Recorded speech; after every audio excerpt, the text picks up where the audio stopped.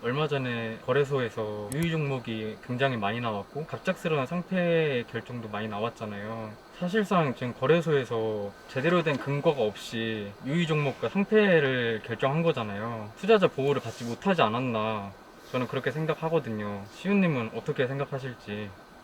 저도 마찬가지예요. 거래소 측에서는 투자자 보호를 위해서 상장 폐지를 시켰다라고 하는데 그 상장 폐지를 시키겠다고 이야기하고 일주일 만에 상장 폐지가 됐단 말이에요. 코인들이 일주일 만에 문제가 생겨서 상장 폐지가 된 게 아니에요. 문제가 있는지 없는지도 모르죠. 사실 내부 기준이 뭔지 모르니까. 근데 어쨌든 문제가 있었다고 하더라도 없던 문제가 갑자기 생겨서 일주일 만에 상장 폐지된 건 아니거든요. 그럼 업비트 측에서는 기존에 문제가 있다라고 계속해서 생각을 해왔었을 텐데 그런 문제가 있다는 것들을 단계별로 조금씩 그 투자자들한테 경고를 해주고 정보를 공유해 줬었어야 되는데 그런 정보 공유 없이 갑자기 무더기로 상패를 시켰다고 하는 건 말이 안 되죠. 그냥 정부 눈치를 본 거고 9월 달에 있을 가상자산 사업자 승인 그리고 존속 그것 때문에 칼을 어쩔 수 없이 빼든 게 아닌가라고 생각을 해요. 그래서 저는 이게 거래소 쪽의 단순 문제는 아니고 정부의 가상자산 시장에 대한 태도와 규제안 미흡, 거래소 측에서도 미리 투자자들을 보호를 위해서 각각의 프로젝트를 갖고 있는 펀더멘탈이 어떤지에 대한 정보를 제공하지 않은 점, 그리고 갑작스럽게 상장 폐지를 결정하는 점, 이런 것들이 모두 어우러져서 이번 이슈가 터진 거라고 생각을 합니다.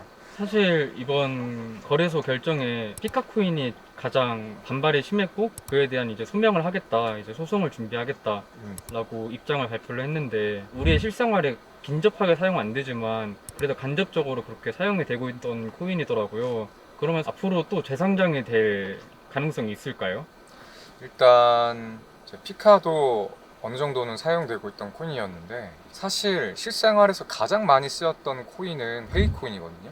네, 페이코인도 상장 폐지가 됐어요. 실생활에서 가장 많이 쓰였었고 네트워킹 효과도 있고 유저풀을 많이 확보한 코인이었는데도 불구하고 그냥 당 내부 기준 미달이라는 것 때문에 상장 폐지를 당한 게 조금 이해가 가지는 않고요. 지금과 같은 정부의 가상자산 시장에 대한 태도가 지속된다라고 하면 재상장은 힘들 것 같고요. 만약에 정부에서 20대, 30대가 주된 이제 가상자산 투자층인데 만약에 20, 30대들의 표를 좀 확보해야겠다. 그래서 좀 가상자산 시장에 대한 날카로운 칼을 휘두르기보다는 따뜻하게 좀 품어야겠다는 생각으로 스탠스가 만약에 바뀐다라고 하면 내년 대선이 봄에 있기 때문에 올해 연말이나 내년 초쯤에 재상장이 될 수도 있지 않을까 아주 약간은 생각을 하는데 제가 봤었을 때 재상장 가능성은 개인적으로는 50% 이하라고 생각을 하고 이번에 그 피카 사건에서 터졌던 것처럼 마치 업비트 측에서 피카 코인을 나중에 재상장 시켜줄 것처럼 말을 했다라고 하더라고요. 그게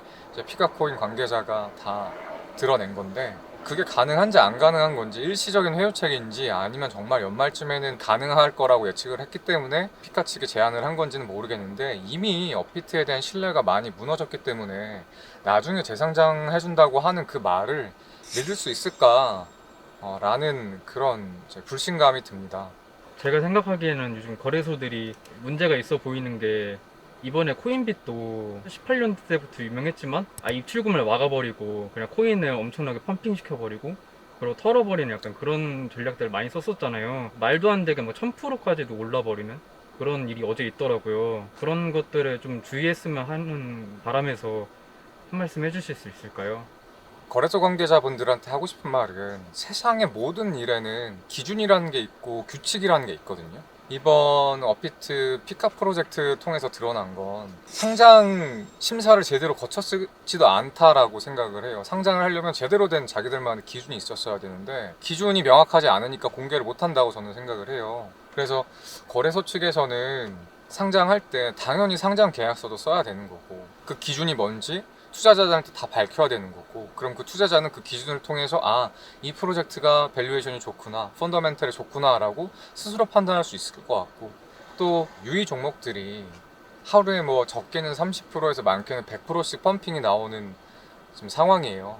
만약에 지금이 작년과 같은 또는 올해 초와 같은 대세 상승장이었다라고 하면 굳이 유의 종목이나 상패 종목이 아니더라도 다른 종목을 투자하더라도 꽤 괜찮은 수익을 볼 수 있었는데 지금 계속 하락장이었기 때문에 손해난 금액들을 빨리 복구하기 위해서, 왜냐면 마음이 너무 고통스럽잖아요. 내가 지금 몇 달째 큰 손해를 보고 있다는 것 자체가. 그래서 그 급한 마음에, 고통스러운 마음에 그렇게 지금 뭐 50%씩 하루에 100%씩 펌핑 나오는 누이 종목들을 매수하려고 하시는데, 그런 거는 사실 저는 추천하고 싶지 않습니다. 그러니까 상장 폐지가 돼서 수주곡하게 될지 안 될지도 모르는 코인인데 그런 것들에 내 돈을 넣는다? 이성적으로 생각해보면 그렇지 않을 거예요. 그런데 손해 때문에 고통스러운 마음에 그 손해를 복구하고자 감성적으로 판단한다는 건 옳은 판단이 아니라고 생각을 하고, 주식도 생리가 똑같아요. 어떠냐면 주식이 계속해서 하락장이 엮이면 그때는 어떤 것들에 자금이 유입되냐면 품절주, 우선주, 그래서 전혀 가치가 없는 그냥 돈 놓고 돈 먹기 종목에